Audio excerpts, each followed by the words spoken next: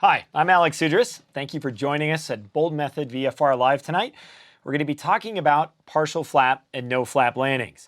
And for a lot of people, these are fairly uncommon landings, but they really shouldn't be. If you're an instrument pilot or an airline pilot, you're rarely going to land with full flaps after an instrument approach. And so tonight we're going to talk a little bit about why practicing partial flap landings is important, why you might actually use them, why we use flaps on landing in the first place, and then we're going to talk about how partial and no flap landings look and feel different from the standard full flap landing. So we'll get into the aerodynamics behind it. We'll talk about the pros and cons, and then we've got some videos and some comparisons to show you normal landings and partial flap landings side by side so you can really get an idea on the difference of the sight picture. Tonight, Colin Cutler's our technical director and managing chat. Both Corey and Swain are flying. So as we're going throughout the presentation, he'll be watching the chat for your questions. If I lose you anywhere, if you want me to go into more detail, elaborate, just let us know in chat. That's the advantage of a live presentation, is that we don't want to wait for all the questions at the end. Throw them out all the way through the presentation, and then Colin will work them in and do his best to put me on the spot. So with that, let's start by just kind of looking at, what's the difference between the basic no flap and full flap landing. And to do that, we'll jump to the iPad. Okay, so I have the numbers up for the Cirrus SR22 here, but we'll talk about that, and we'll also talk about the Cessna 172 to kind of compare a couple different singles. The manufacturer says on the SR22 with full flaps, they want you on final approach between 80 and 85 knots, and I tend to fly much closer to 80. When we go to no flaps, that speeds up by about 10 knots to 90 to 95 knots on final, and our landing distance increases by about 30%. So we need 30% more runway when we're landing with no flaps as opposed to full flaps. Okay. Let's compare that to maybe a Cessna 172S. If you look at the final approach published short field landing speed with full flaps max gross weight, it's 61 knots. And then if you look down in the notes, you'll notice they say when you're landing with no flaps, increase that speed by about 9 knots and add roughly 35 or 30% on to your landing, or 35% I think they say, for your landing distance. So you can see it's about, when you go from full to no, in a lot of general aviation aircraft, it's about 30 to 35% increase in landing distance. But when you really think about it, most of the runways we land on are far longer than we need. In fact, I don't get to do a lot of real short field landings. In fact, the closest thing I got to it was recently. We were in San Carlos, where the runway's 2,600, and still, that's not even really a short field landing. Though if I had my flaps up, it would be a little bit more hairy. But for most airports, we have lots of concrete out in front of us. So what's a big advantage to lowering the flaps and landing in reduced distance? One of the biggest ones is that slow touchdown speed is much better on your tires. So we just had the tires replaced in the Cirrus SR22. They lasted us about 2 years, 2 months. We've flown it about, I'd say, 500 hours in that time. There were no flat spots. Even wear, no problems from braking. We didn't hit anything to damage them, but we had worn those tires down to the point where when you look at the grooves are about ready to flatten out. We probably could have stretched them a little longer, but I really don't like to stretch tires. If they blow on the runway, that can cause a big issue. And so when you looked at it, all said and done, replacing the two mains, we swapped the nose gear at the same time for a nicer tire. It's a little over $1,000 when you consider parts and labor. The tires themselves are about $300 a pop. And when you compare that to your car, I've been driving a Chevy pickup truck for 10 years. I don't drive it a lot, but those tires last me, I would say 8 years, sometimes more. Your vehicle tires last much longer than an airplane's tire. And it's not the airplane's tire is poorly designed. It's that the airplane's tire has to spin up essentially from 0 to your touchdown speed right as the aircraft starts to touch down. And that puts a lot of wear on the tire.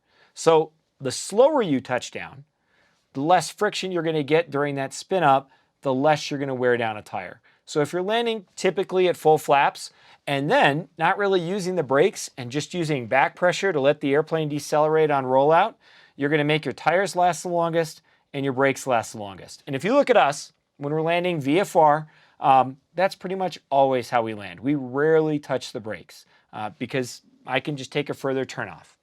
Okay, but there are some other advantages to flaps as well. They tend to increase the washout of the wing. So if you think about that, they improve stallability. You're going to stall typically more towards the root, preserve aileron control. They typically increase stability. And then they also typically lower your nose so you have more visibility. So there's quite a few different advantages. Okay, so then the question is, why would you use reduced flaps? So we've got a couple common and a couple less common ways. Let's go to the iPad. The first one is an instrument approach procedure. And for most of you, if you've got an instrument rating or if you're in instrument training, you learn to fly final approach typically at a setting less than full flaps. In the Cirrus SR22 and 20, we typically fly them with 50% flaps.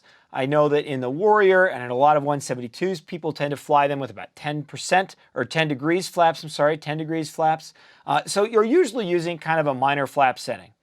And part of that is because we oftentimes want to keep our speed up a bit on final. There's a couple reasons for that. One of them is kind of good aerodynamics and one of them isn't. The airplane oftentimes is more controllable at a higher speed. You don't want it very close to your final approach and landing speed because you can easily end up in the region of reverse command. You can end up in the backside of the power curve. And if that happens in IMC conditions, you're really in trouble. So flying your final approach at a faster than short final airspeed can make the airplane more controllable. The other reason we oftentimes fly final approach at a faster than normal final approach airspeed is so that we don't slow down all of the other instrument traffic around us. Because typically you are trying to mix single engine, twin engine aircraft with turbine and turboprop aircraft that are typically flying final approach much faster. So a lot of places will keep that final approach speed fast. And that's okay, but it can make it very difficult to decelerate once you break out, especially if it's at 200 or 150 feet. If you're an approach that'll let you get down that low, and you only have, maybe 20 or 30 seconds between visual and touchdown. In fact, many people would say that really doesn't even quite meet the definition of a stabilized approach. But again, I think everybody does it. In a Cirrus, the standard is 100 knots. I know a lot of Cessnas use 100 or 90 knots. Again, these are speeds well above your normal final approach speed. That's what you're going to use typically on final approach. And so because of that, you typically need to use reduced flaps. And the problem is, if you try to change your flap setting right as you go visual, the approach can fall apart. We'll talk about that in a second. The next item there, strong crosswind. We'll go into the aerodynamics of this in a second, but for many aircraft, if you have a strong crosswind, reducing flaps can improve your controllability. Then we'll talk about airframe ice. We're going to talk about an emergency landing without power, and I'll close up with, of course, if your flaps were to possibly fail. So again, going back to that instrument approach, you can see here I'm at my published or my recommended final approach airspeed of 100 knots. I'm coming down to my decision altitude here, which is about 760 feet on this procedure, and it's going to take me on this procedure maybe about 400 feet. In fact, this is an MDA, but still it's going to take me about 400 feet above the ground. And the question is, once I acquire the runway, you can see I'm just actually picking it up right now, but once I acquire the runway, if I was to put my flaps in, what's going to happen? Well, if I was to go from 50% to 100% flaps, I'm going to get an increase in lift and a big pitch and trim change. I'm doing it at a low altitude. And so chances are I'm going to balloon up a little bit and I'm going to end up back in the clouds. You really destabilize your instrument approach. So typically on an instrument approach, if I am below 500 feet, I'm not going to adjust my flaps once I go visual. Whatever my flap setting was at when I started the procedure, that's what I'm going to land the aircraft at. If I'm flying in a procedure where I break out, 1,000 feet above the runway, I've got the runway in sight, I've got lots of time to configure, then I may bring my flaps down to full just so I get that kind of reduced landing speed, less wear and tear on the brakes. But if I'm breaking out near or below 500 feet, my configuration is locked. Okay, looks like we've got our first question. Okay, first question. You may have a little bit to finish up there, but I thought this would lead into where you're going. And that is a partial flap landing better in high wind conditions than a full flap for control? Okay, let's jump to that and take a look at that. On the iPad, in a crosswind, You're typically limited, the reason you're limited to a crosswind component is rarely your wings or your aileron. It's generally your rudder. And the reason for that is you're going to bank the aircraft into the wind to generate horizontal lift. And you don't need a lot of bank to generate a reasonable amount of horizontal wind or lift to kill your crosswind component. But to keep that nose straight, you need to add in rudder. And you typically run out of rudder before you run out of bank angle available in your wings. What I mean by that is you can continue to bank into the wind a little bit more in your side slip, but you'll find that your rudder is all the way down to the floor. You're pushing that opposite rudder all the way, and the nose starts to turn into the wind. So let's take a look at that. So you can see as we start to slow down, the rudder itself becomes less effective. And that's because the speed of the air traveling over these control surfaces is reducing, so the amount of air pressure is reducing, so they become less effective. And at some point, and as we do this, we'll have to continue to increase rudder deflection to keep this nose perfectly lined up with the runway center line. But at some point in time, with a strong enough crosswind, all of a sudden we run out of rudder. We have no more rudder deflection available, and the nose starts to turn into the wind. That's how you know you've met your aircraft's crosswind limit.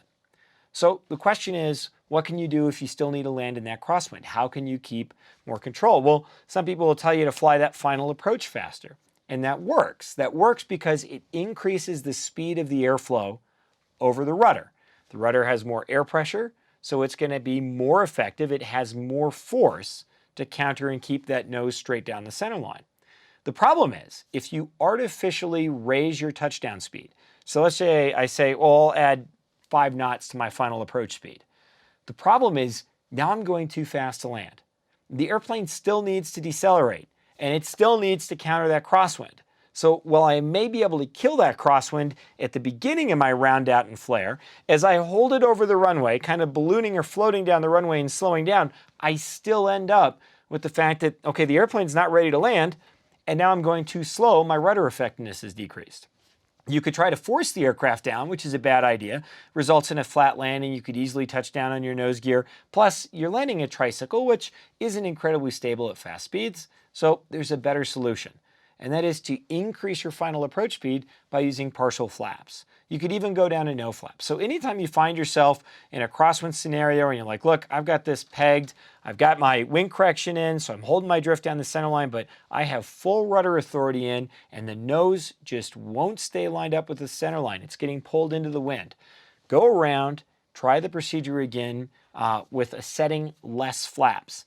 That'll increase your final approach speed, increase the effectiveness of the rudder, and the beauty is the airplane is now landing at a higher airspeed as well. So you're keeping that rudder effectiveness all the way throughout the round out and touchdown. You're not pushing the airplane down early. You're allowing the airplane to land normally, just at a higher speed, higher indicated airspeed, higher true airspeed with more pressure on the rudder. Okay, let's talk about another one. And instrument pilots will probably have heard about this, and that is when you're landing with ice adhering to the airplane. Most POHs recommend that you land with no flaps, or in some cases partial flaps, but they will typically prohibit you from using full flaps. And so what's the reason? Well, the problem is essentially the tail is an upside down wing, and it can stall just like your main wing. And when you start to put down, first of all, if you have ice accumulating on the tail, on that horizontal stabilizer, that essentially will stall early. It won't be able to get to as high of an angle of attack. And so you want to limit the angle of attack that you need on your tail.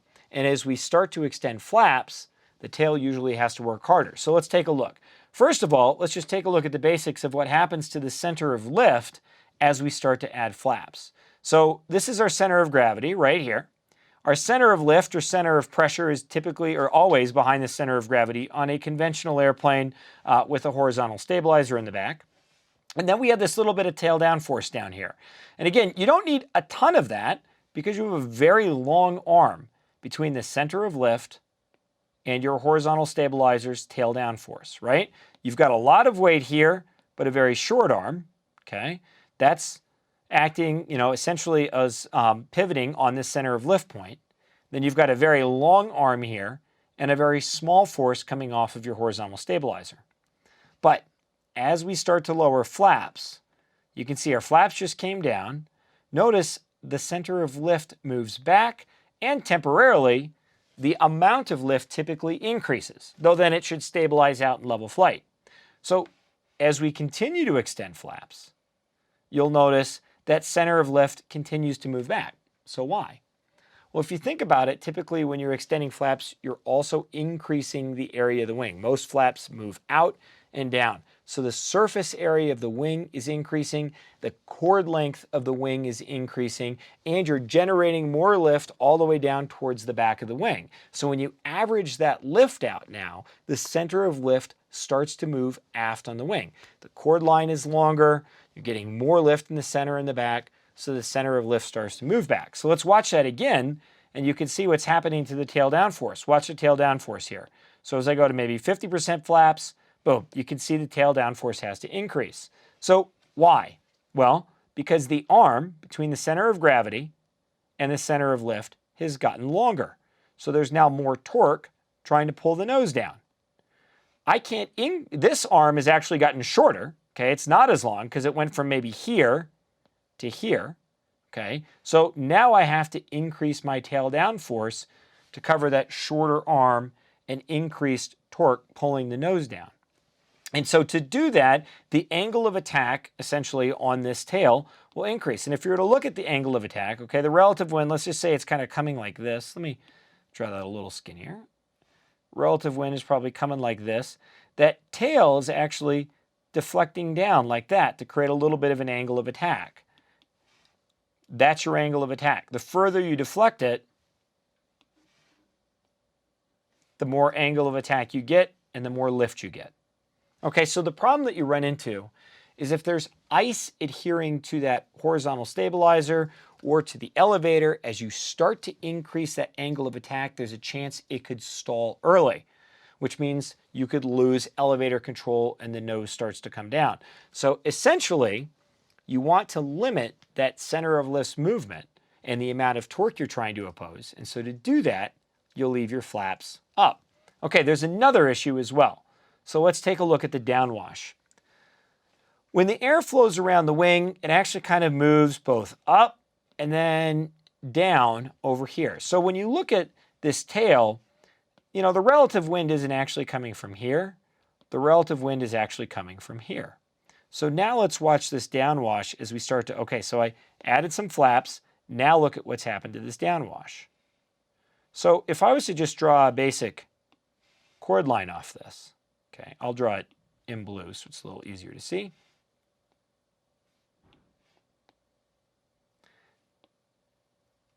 As we start to increase downwash, you can see what's happening to the angle of attack. You can see right there that that angle of attack is increasing. So as you lower flaps, the direction of the relative wind over your horizontal stabilizer changes. And in most aircraft, it causes the angle of attack on your horizontal stabilizer to increase, generating more tail down force. Okay, so again, normally that might help counter that center of lift or center of pressures movement. But if your horizontal stabilizer is covered with ice and it causes it to stall early, the aircraft, you lose elevator control and your nose could start to pitch down. The problem is, typically, you don't really know how much ice is accumulated on the horizontal stabilizer. Even in an airplane where you can look behind you, it can be very hard to see. And of course, you don't know how much ice it takes to disturb the airflow enough to the point where you end up in a stall. It's not even, you know, an inch or a half inch. It's the shape of the ice, the friction by the ice. So really, if there's ice on that tail, you don't want to use flaps unless you desperately need to, and you definitely don't want to use full flaps. Okay. The other items that we talked about, I'm going to jump back. The other items that we talked about is emergency landing without engine power.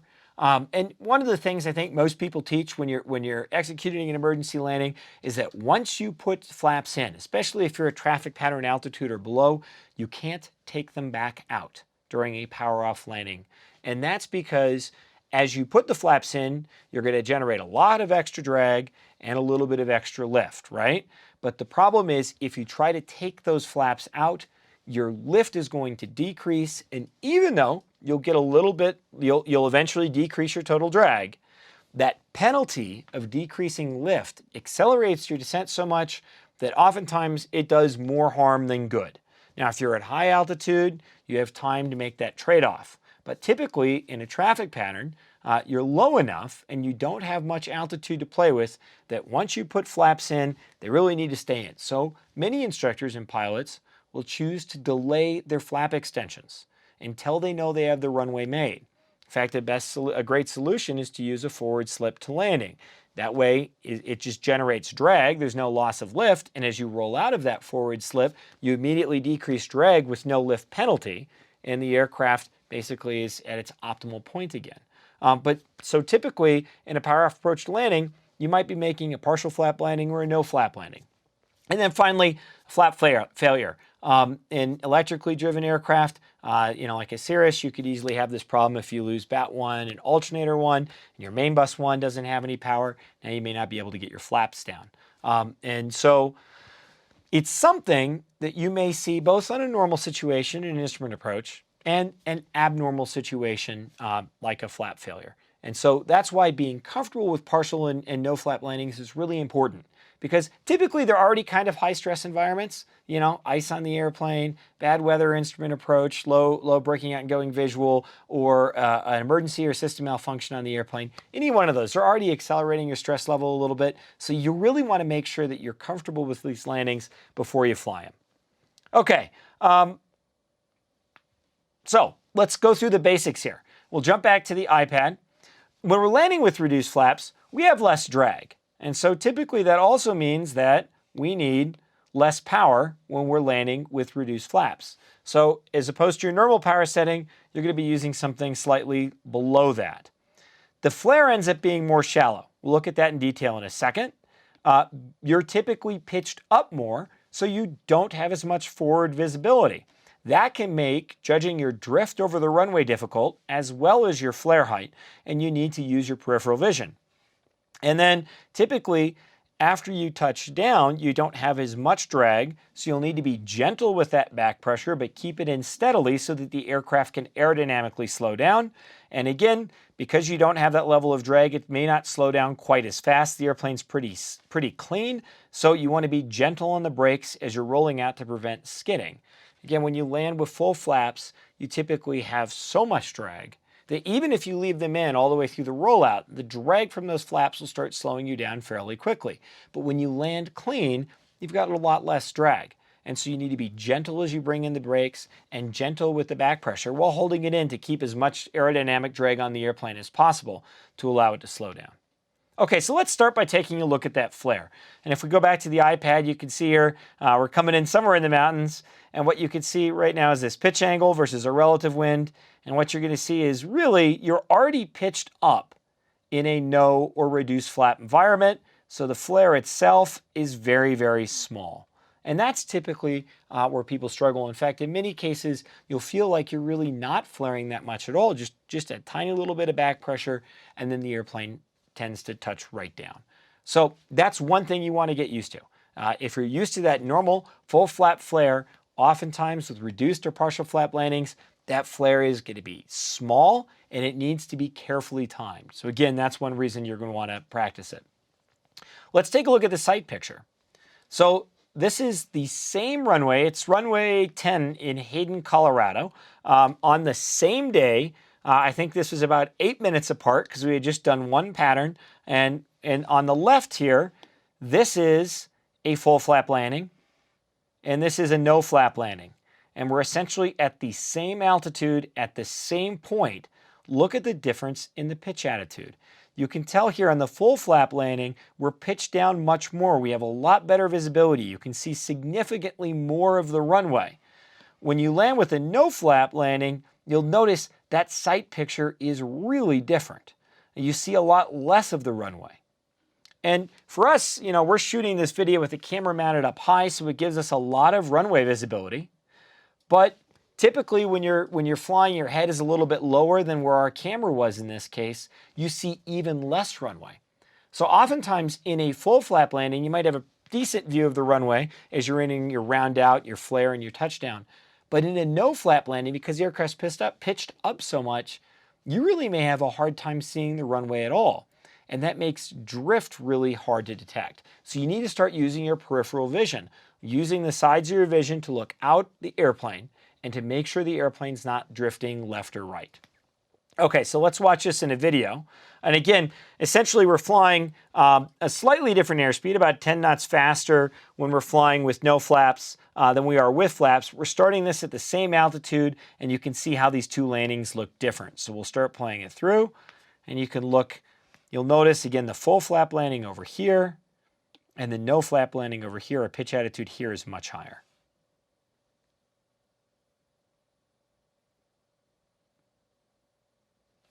And you'll notice there that the flare in the full flap landing, I think, is much more obvious.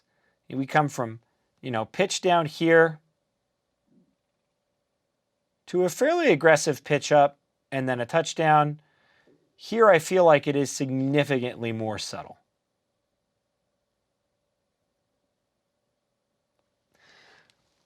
And then from there, you'll notice that we don't let the nose touch. In fact, the nose is still up, and we're going to roll out with the nose in the air as long as possible, especially on a no flap landing, because that's going to generate as much aerodynamic drag as possible. Okay, so from here, let's take a look. We're going to walk through a 50% flap landing. Oh, before we do that, looks like we've got a question. Okay, so this actually ties in really well to what you're going to get into right now, Alex. And the question is this: how do you calculate the best speed to land with reduced flaps? Okay, that's a great question, and it all comes down to your POH. Some POHs are fairly specific, some aren't. So let's take a look at that 172S. I said if you look at their final approach speed, their published final approach speed for a normal short field landing at max gross weight, I think I've got it up in 4 flights. Let me see. Look at that.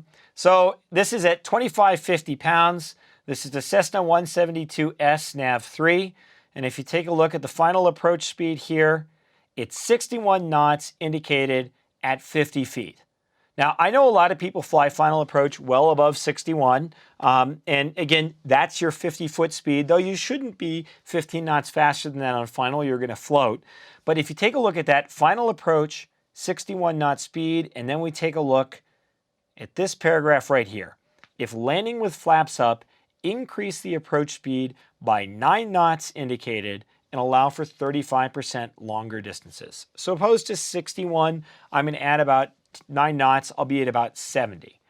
When we talk about the Cirrus SR22, they gave us a little bit more information. In the SR22 Turbo, the manufacturer says full flap final approach between 80 and 85 knots, 50% final approach between 85 and 90, and full, no flap is between 90 and 95.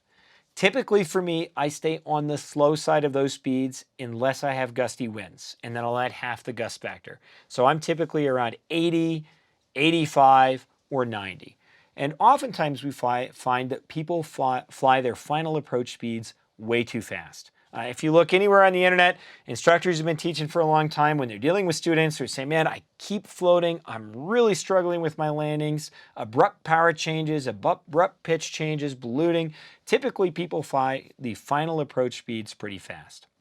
But when you're landing with reduced flaps, what you're typically wanting to do, you're going to look in the POH, see what the increase is. If they don't give you any information, if you're flying in an airplane where essentially you have a final approach speed for full flaps and nothing else, one of the things that you can think about is the increase in stall speed. So if your stall speed increases by, let's say, 7 knots between full flap landing configuration and clean, then you may want to add 7 to maybe 9 knots onto your final approach speed to account for that increase in stall speed. So that's, if you've got a POH, it doesn't give you anything. Look at the change in stall speed. Use that as a guide for speed to increase your final approach flap setting. One other thing that I'm going to, kind of say to keep in mind, On many airplanes, the speeds that we use are referenced at the aircraft's max gross weight. So if you look at the Cirrus landing table, the only one they provide is at max gross weight. I believe that's the case with the Cessna 172 as well. The Piper Warrior that we used to teach in at UND back in the 90s and early 2000s, that did provide a calibration for weight, so you could figure out your final approach speed based off your weight. But many airplanes only publish a final approach speed at maximum gross weight. And so if you're significantly below that, which you usually are, you've burned off a lot of fuel during flight, you could be easily several hundred pounds below that. Typically, that final approach speed itself could be 2 to 3 knots fast for touchdown. So again, I always tell people you want to give yourself a little padding on your stall speed, absolutely. But when you fly excessively fast speeds, what that really just means is lots of floating, the tendency to touch down flat, the chance to balloon. It makes landing, if you get a little bit of a gust and you're much faster, you could feel like you're taking back off again. So it is important to try to fly your normal final approach speed. Okay, let's jump back in. Okay, so here we're going to take a look at a 50% flap landing. And what I want you to do, we're at our recommended final approach speed of about 85 knots. Remember I said in the Cirrus they say 80 to 85 with full flaps, 85 to 90 with 50% flaps. And that's what I've got in this case. And you'll notice that I'm using here 25% power. So in our airplane, at our weight, typically it takes me about 28 to 29% power to land the airplane on final approach with calm winds when I'm using full flaps. So you'll notice that at that same weight, with roughly the same winds, I've got maybe 3 or 4% less power. So, a significant reduction in power. If you're landing the airplane with reduced flaps, you want to watch that power and your glide angle, and keep in mind, it's going to sound a little quieter because you're going to need the throttle to be a little bit further out. So as we come in, you can see I've got a higher pitch attitude. My power is still at 25%, and I'm going to start my speed reduction from 85 knots. As I approach the threshold, you'll see me start to slow down, and it'll bring me into my touchdown speed. Stalling speed is 64. With full flaps, you'll see me touch down just a little bit in front of that.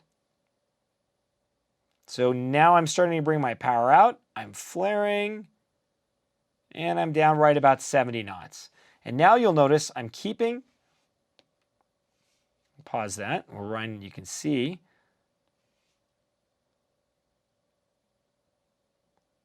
I'm keeping the nose up. Look at that pitch angle. Okay, so I got 50% of my flaps right there, but you can just see this pitch angle. That would be level right there.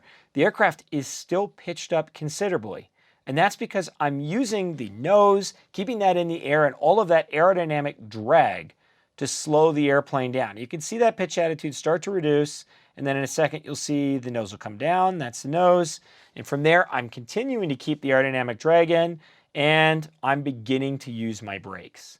And so now I'm going to start slowing the airplane down. Again, this isn't a short field landing. If it was a short field landing, we'd be landing with full flaps. This is a no flap or a partial flap landing. And you can see that I didn't want to bring my brakes in until the airplane had slowed down considerably. So I used aerodynamic braking to keep the nose up, generate as much drag as possible throughout that landing roll. And then I just used the rudder pedals to keep the airplane aligned with the center line. And then as that nose started to drop, I'll lower it down. I don't let it come down hard. That can happen, but as I start to feel it drop, then I'm going to gently put the nose down onto the runway. And at that point, I gently bring in even braking while still holding that aerodynamic back pressure to allow the airplane to slow down. If you're landing with partial flaps and you need to get some increased braking effectiveness and you have the time, you could always try to retract the flaps from their partial setting to 0 after you're on the ground, stable, and rolling out.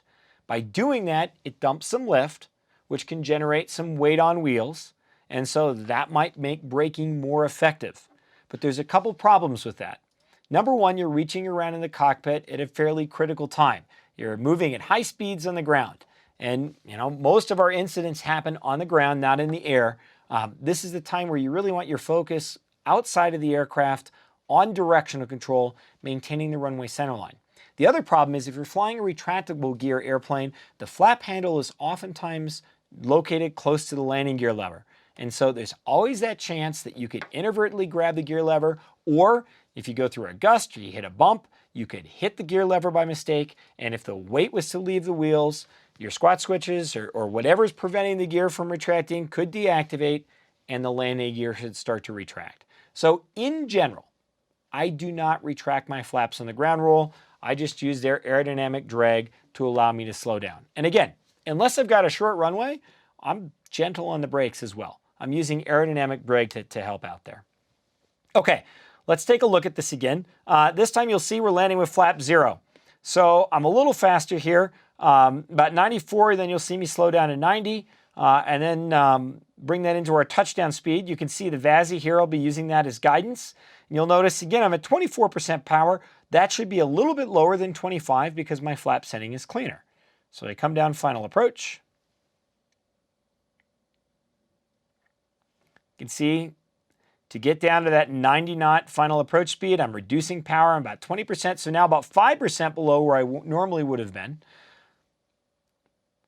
And my speed should start slowing down here as I'm inching out the power.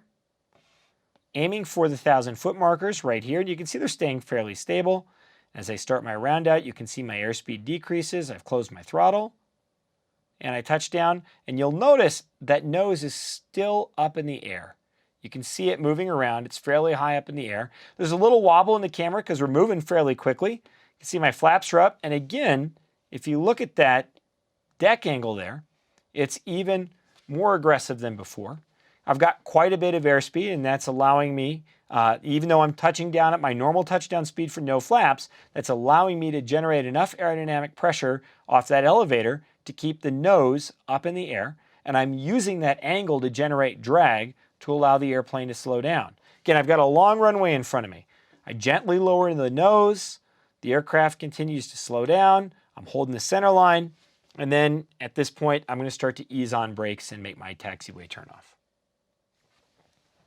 Okay, so when we talk about a no flap or a partial flap landing, the real difference is, the changes are kind of moderate in a partial flap landing, and then as we go to a no flap landing, they're a little bit more extreme. So compared to a full flap landing, partial flap landings can use a little less power, have a little higher pitch attitude.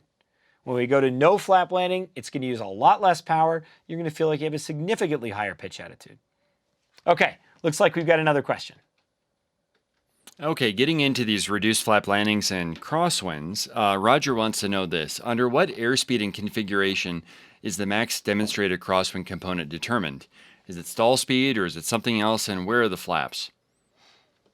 That's a great question. And I know it's been a few years since I've gone through the certification rules. And we'll look those up and probably put that in an article.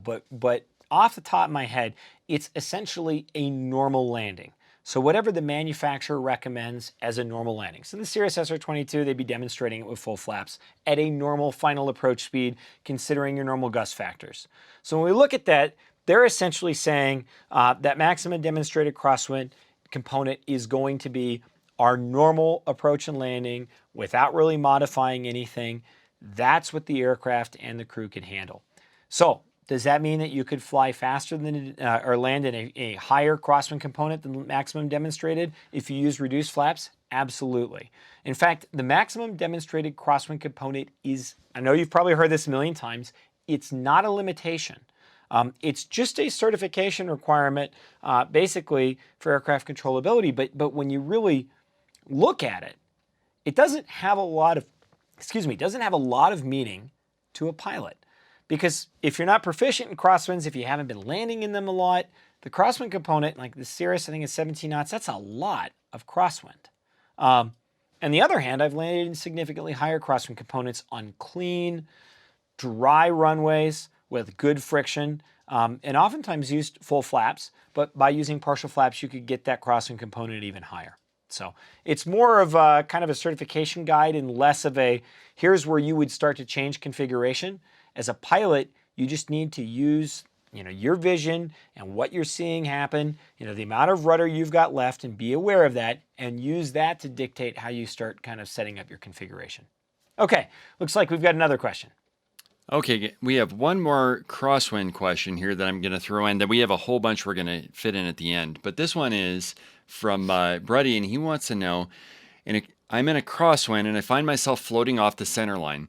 Is it easier to go around and try this again rather than keeping the float alive and correcting back to center line?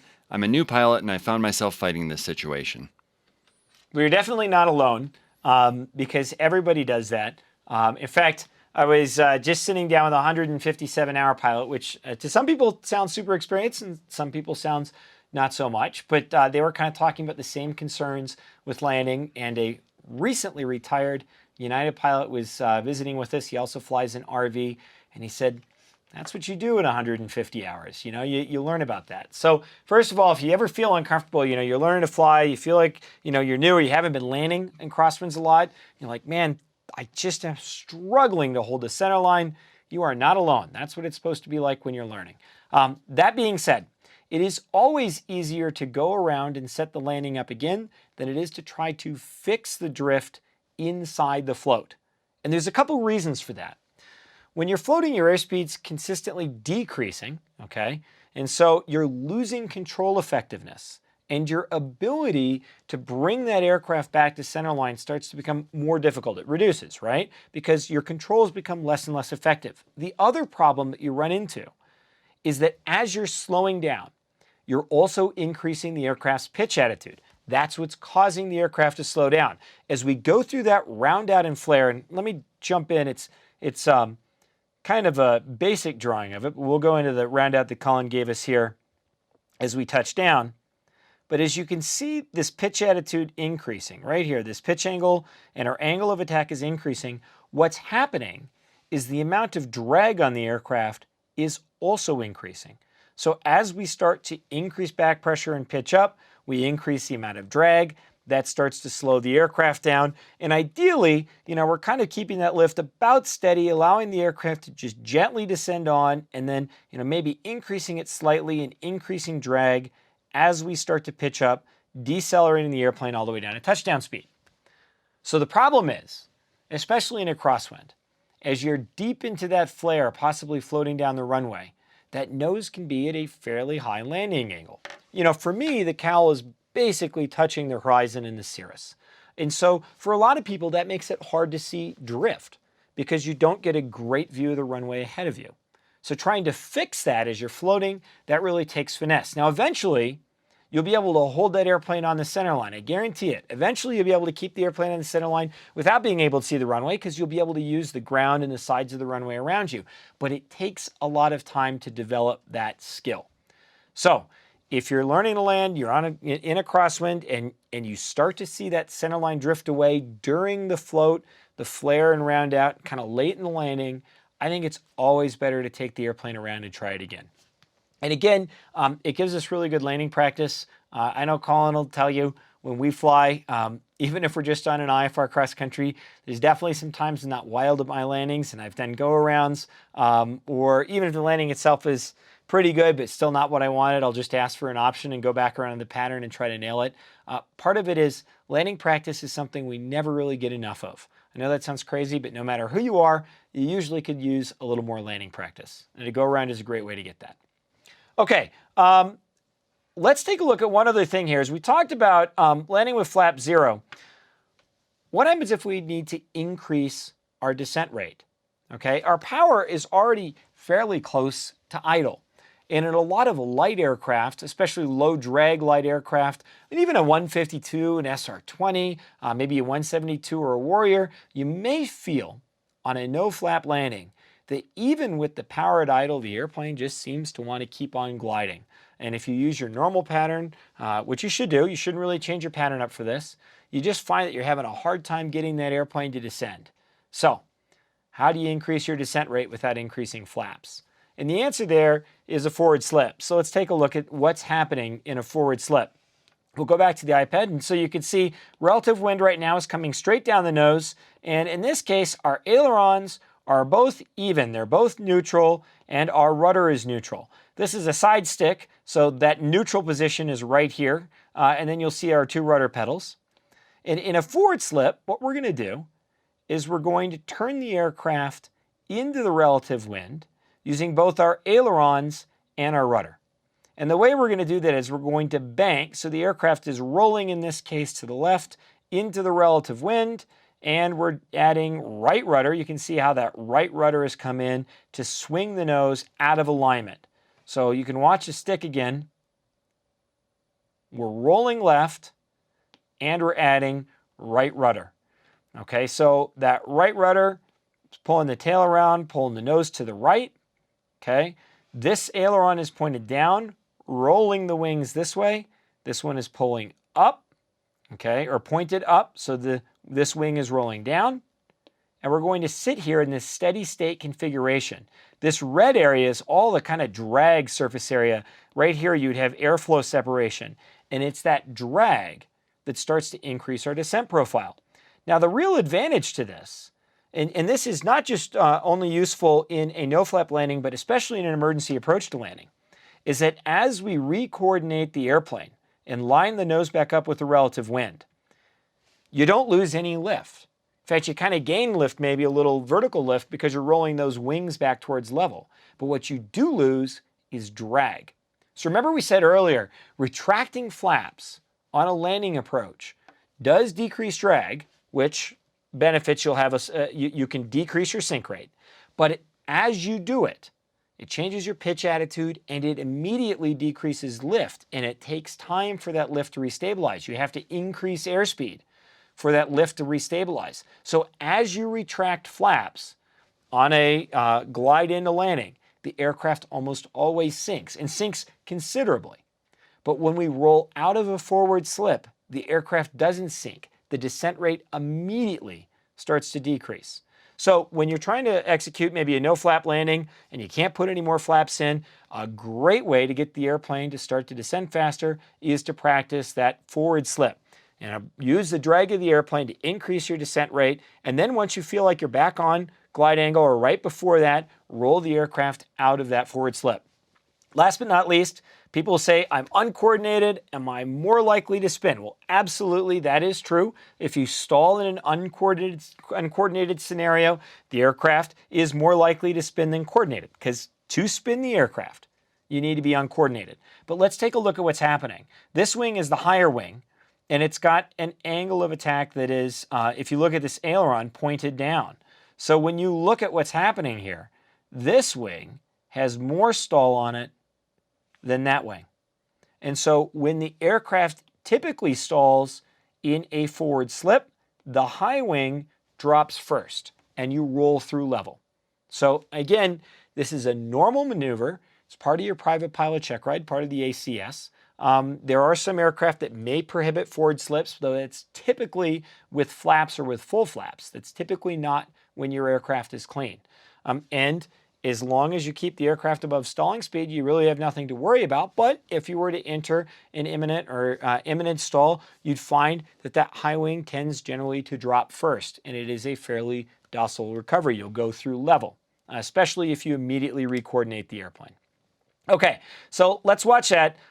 This was, I think, Trinidad, Colorado, right, Colin? That's right, yeah. So this is a no-flap landing in the Cirrus, and we're going to use a forward slip to start to increase our descent rate. We kept this fairly close. The GoPro doesn't really make it look that way, but we were fairly close in. You can see we've got about 1,050 foot per minute descent rate.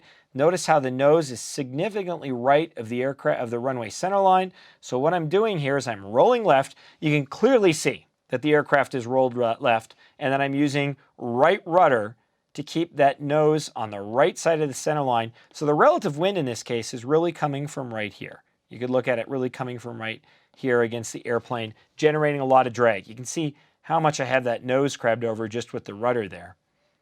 And watch that descent rate as I roll out. Now I'm re-coordinating the airplane, and that descent rate comes right back up to our normal approach and landing descent rate. And now the aircraft can touch down. By the way, if you feel like we're really hauling, part of that is because it was very, very hot out there that day. Colin's actually lying with this OAT at 7 degrees, and the density altitude was pretty high. And as always, a perfect centerline landing. Not always. Try to make it always. Usually if there's a camera on, it's a little bit more difficult. Okay, looks like we got another question. Okay, so now that we got through all that, we have a whole bunch of questions here. We'll get through as many as we can. We've got a few minutes here. Greg has this question. A lot of people chimed in on this, and he says this. My Cherokee 180 seems to land much smoother with 2 notches of flaps. With 3 notches, it seems to slow down too much and drop in. Any suggestions? My suggestion would be to stick with the 2 notches of flaps. You know, I know there are 172 models with 40 degrees, and the POH really doesn't recommend that you use them in windy conditions, and most pilots prefer to land with the 30-degree setting. Typically, you can find some aircraft where at full flaps, you have so much drag that as you bring, and your pitch attitude may be so far down that as you bring the power out, the pitch up and the drag increase can make your touchdown a little bit more aggressive. And so again, you got a whole bunch of drag from those full flaps. They could be disrupting some airflow around the elevator. Again, as you increase flaps, you increase downwash, so you could have a very high angle of attack on the elevator. You maybe lose a little bit of elevator effectiveness, could be. I don't know, but at the same time, then you've also got a reasonable amount of travel from pitch down to pitch up. And so unless you really need those flaps for a short field landing, I would just use a reduced flap setting. Again, we look at that as almost abnormal, but it isn't. Again, in our SR-22, 50% flap landings are your normal way to land on an instrument approach. And there's, when we go out and we film in the Northwest, every landing, it seems, happens after an instrument approach. So I laugh at 50% becomes normal and full flap becomes rare. So again, if it's smoother with 2 than 3, I'd use the 2 notches. Okay, next question. Jim wants to know this. Doesn't having flaps full after your touchdown cause you to have less weight on wheels? Should you pull flaps up after touchdown? So I'm not necessarily sure if the weight on wheels is less at touchdown speed at each of the different flap settings. And that's because when the aircraft touches down, essentially lift and weight really should be just about equal, right? Because you touch down with a hopefully very soft, slow descent rate. So no matter what your flap setting is, initially, I think the weight on wheels is probably going to be about the same. The difference is when you have full flaps in, you can immediately reduce the flaps to 0. If you can do so safely, again, not grabbing the gear handle, not losing direction control of the airplane as you search around inside. And when you reduce the flaps to 0, now essentially you're taking some surface area and a ton of camber out of the wing. And so now you're significantly below the aircraft stalling speed. So essentially you're dumping lift at that point in time. So what I really think is probably at touchdown, weight on wheels at each flap setting is probably about the same. But again, in a full flap landing, if you drop those flaps to 0, you dump a whole bunch of lift. That puts a lot of weight on wheels, which increases braking effectiveness. If you're landing with no flaps, you can't dump any lift. You're stuck. And so the only thing you can do is use aerodynamic drag to start slowing the airplane down. And again, that's why when we talk about short field landings, when you need to land with the minimum ground roll, using full flaps touches you down at your slowest speed, allows you to dump all of that lift to get as much weight on wheels after you're down safely for the most braking pressure. And keep in mind, full flaps generates a lot more drag than partial or no flaps. So even if you don't take the flap settings out, your brakes could still could cause you to skid, but those flaps are going to generate a lot of aerodynamic drag, holding that back pressure in. Just that alone will decelerate the airplane faster.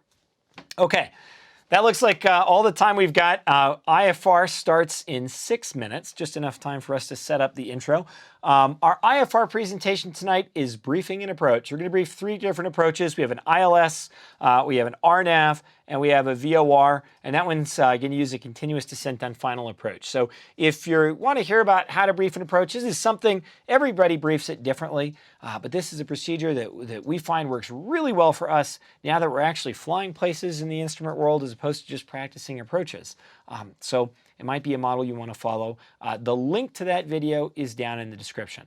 I think Colin also has a link to our Mastering Takeoffs and Landings course. Many You do. Good. Yes. Many of the videos in this presentation come from that course. It's a fantastic course, and it comes with a 30-day money-back guarantee. So if you're struggling with your landings, no matter what airplane you're flying, the principles there cover everything. Even if you're not, if you want to learn more about landing at high-density altitude airports, or how runway shape is going to affect your sight picture and rollout, or how upslope or downslope might, it's a great course. And then finally, we've got a link to provide comments and feedback. The briefing Jeppesen approaches and the partial flap landings both came back from feedback we've gotten over the past several videos. So please let us know how you like this and what you want to hear in the future. Hope to see you for IFR here in a few minutes, but if not, we'll be back in 2 weeks for more Boldmethod Live VFR. Thanks, good night.